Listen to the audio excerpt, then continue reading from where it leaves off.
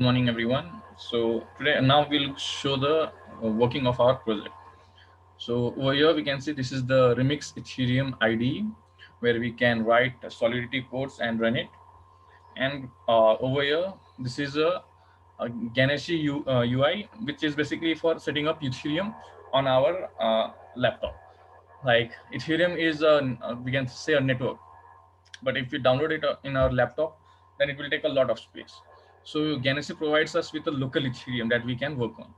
So I'll just start a quick start Ethereum. While it is loading, I'll just show the IDE part. So over here we have the code written for the our voting system. Uh, I have explained all the like mod this functions. So we'll just will this is a ID that we need to connect to Ethereum network to understand how it's running, how it's being deployed, how things happen in blockchain. I'll just check once. Okay, it's still running. So I'll just show how to. First, we have to compile the code.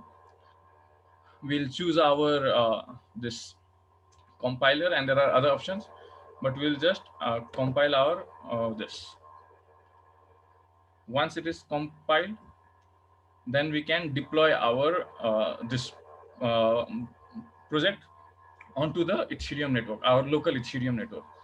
So uh, for that, we have some address. We can see over here account. It's basically we can think of an address. Like Ethereums have addresses and accounts. So like each account is, for example, one Ethereum node. So Remix ID provides us with different accounts. So every time I choose a different account, it becomes a different node. We can assume it as a different node, and we'll require to connect it to this. What do we say? Uh, Local Ethereum. For that, we need we need to give the endpoint for this so that it gets connected. So we can see that it has started. Our server IP is HTTP localhost 17545. So I'll just give 7545 as endpoint, and then we can see the current network is this, and the addresses have changed according to our requirement. As we can see right now, there's no block. Only one block is there, which was just created. So basically, since it's a local Ethereum, we don't have any block, but it doesn't matter. We are mostly looking on how things work. So now we have the deploy, and since our constructor for this function takes two arguments, so we need to provide the arguments. I'll just provide the candidate. We have to provide the election name. So I just provided election, and we have to provide the majority. Since our system takes majority, so we'll just provide it, and then we'll click on deploy. So once it is deployed, we can see we have the deployed of this all the functions that we have in this one is it's like a it's like a kind of a GUI.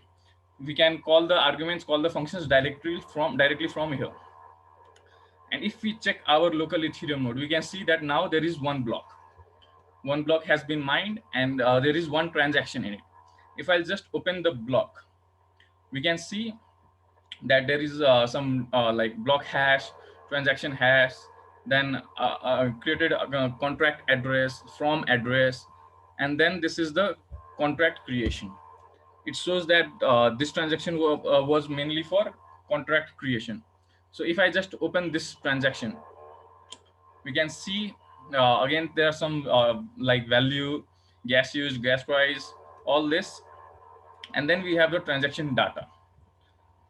Now one simply looking at this, we won't understand what actually happened. Like okay, this data is too huge. I would say it's in different language than what we understand. So we need some kind of decoder so that it can decode this language. So I'll just copy this language. I would say is this data, and then we'll use some kind of decoder to decode our language, to decode this transaction data. So for this, we have used this Ethereum input data decoder. The website is given there, and it requires our input data. So I provided it with input data. But what we need is an ABI. So basically, smart contracts have a ABI which contains the information about the smart contract. So I'll just copy the ABI from here. As we can see, ABI is written over here. I'll just copy it. It's the our smart contracts ABI, and I'll just add it over here. And now if we'll decode, then we can see that the data present in it was like its argument was string and integer, and the inputs was election that we gave, and hexadecimal of 60. Basically, 60 was the decimal, and what was the name of the arguments? What was the election name and majority? So this way we can decode our the data that is on our Ethereum, we can say blocks in the Ethereum. So we'll now start with the, since we have deployed our contract, now we can start working with it. So first thing that we'll add is, we'll add candidates to our election. For simplicity, I'll just add a candidate with the name A, and then I'll deploy. I'll just press on the button, and in the console also we can see that we will get the output. Okay, so we can see that add candidate, and it's the transaction has been done. So if we go to the Ethereum and if we go to our blocks, now we'll see that there are two blocks. One was for contract creation that we did, and now another block has been mined. So this time it is a contract call. Basically, contract call is a function that we have called. And same for this, we have the transaction hash and all these values. And who called the function at to what address? Contract, there's a contract address, as I have told. So it's at this address. So if I'll just take this, then we can see the data is over here. If I just copy the data, and this time if I just place it in our input data, the ABI will remain same. And if I give a decode, then we can see the method was add candidate, types was string, the input was A, and the what was the argument? It was what do we say, candidate name. So now I'll just run it through once. Now this add candidate can only be called by our account who called the who deployed the smart contract. Anyone else cannot call the function add candidate, because let's see, this was our this user account who called who deployed the smart contract. Let's use this account. And now if I try to add, say for example, if I try to add another account, another candidate to my election, then I'll get an error, and it says only organizer is allowed to add candidates. So we can just cancel this transaction, and then we'll just go back to our on this owner, and then this will add the candidate. So we can see over here transaction to add candidate, and it has been added. So the same thing we can see in block. We can see current block is 3. So if I go to blocks, and current block is 3, and same as before. So now let's just add one more candidate. I'm giving a small input so that we can finish it fast. So I'll just give another input, and we see that it's pending. Okay, it's done. And then block has become 4. If I click on blocks, we have 4 blocks. So these are the 4 transactions that has been done. Now, after we have added the candidates, we need to give voting rights to the users. So I need to pass the address, or we can say the account of the voter. So I'll just take this from, we have a lot of accounts available. So I'll just choose the second one. I'll copy this address.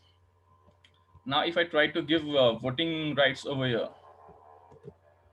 to this address, then we can see that it shows an error, because it says that only organizer is allowed to give voting rights. What we did was we tried to give voting rights from another account, but that is not possible to do. So we'll just change our this one to our main account, the one which deployed it, and then now we'll give voting rights. A transaction is done, and a transaction has been added. And the same thing we can see in our block also. So we'll just give voting rights to 4 5 voters for the short time and just check. So now I'll take this third one, I'll copy it, and we need to make sure that the function is being called by the owner. So I'll just replace it, and we see the voting right has been given to the second candidate. Then I'll add this. We have to make sure that contractor is, I mean, the owner of the smart contract is actually the one who is giving the permission. So we have added 3. I'll just add 2 more so that it becomes easier to understand how things work. So I need to change it to owner.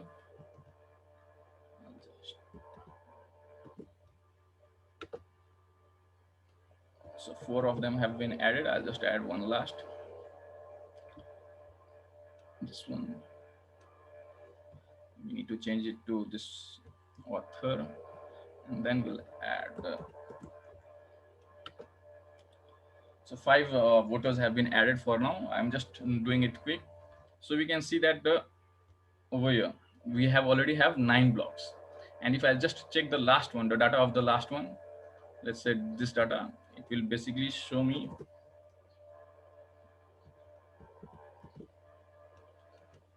So we can see the input is this, and it has just given the give more voting rights has been called. The last address was this, and we we can say that it, the this permission has been given. The voting right permission has been given. So after the voting right permission has been given to all, we need to vote. So I'll just start taking one address. Now the thing is that whoever has been given the permission, only that can vote. So let's say I just give ABC, we'll just convert into this integers and we'll just vote it. So it means that his first preference is A, second preference is B, and third preference is C. So I'll just give vote, and then the transaction has been completed. So basically one voter has already voted. And then we'll go to second voter, and I'll just change it. Now the preference is like A, C, B. So we'll just give vote. We can see the voting has been done. The blocks keep adding in our blockchain. So as we can see, the block has been being added by time wise. It's like timestamp is there, like when the block was mined. It's one of the properties of blockchain. So 2 voters have voted. Now let's say, for example, if we try to vote from a account which has not been given voting right, let's say this one has not been given voting right, and if I just try to vote, let's say for example 213, and if I give the voting right, it gives an error saying you are not authorized to vote. So it takes care, our system takes care that someone who is not authorized to vote does not vote. So now we'll just 2 of the voters have voted.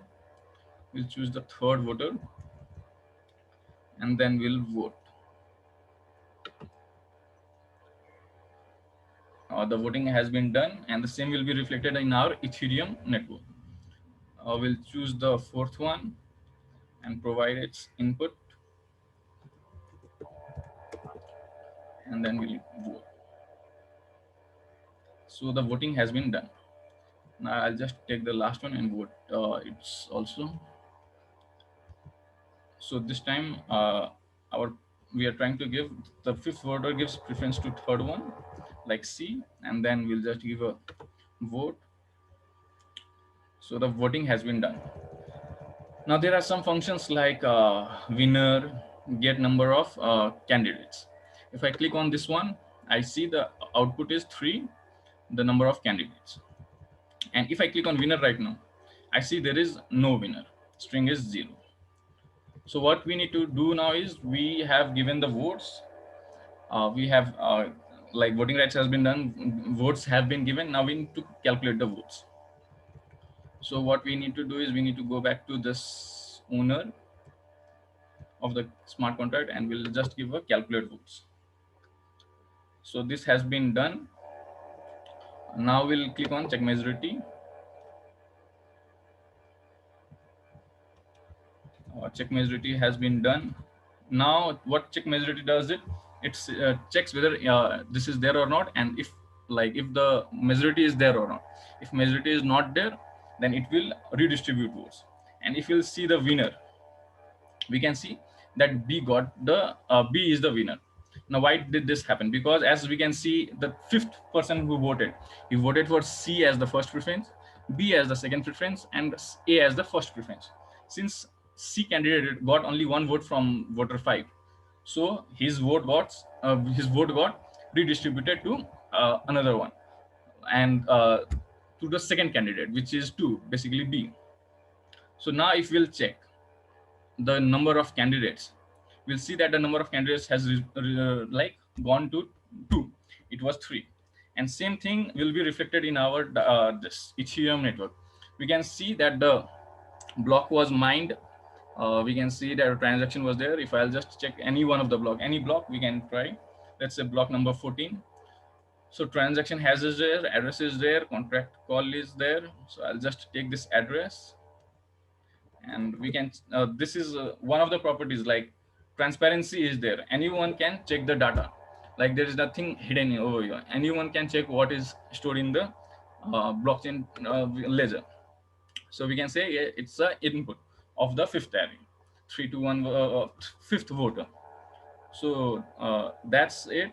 We have used remix idea, which helps us in making smart contract. And then we have used this Ganeshi, which helps in forming a local Ethereum network. Otherwise, we would have to download GBs of data or TBs of data. So local Ethereum helps us in working. It makes things like we are working actually on a Ethereum, and so we can see the blocks. And as we told, Remix Ethereum ID, where we can on this work with Solidity programming language, create smart contracts, and then we have the decoder, where we can actually decode the data, because the data is in some other format which we don't understand. Thank you, sir.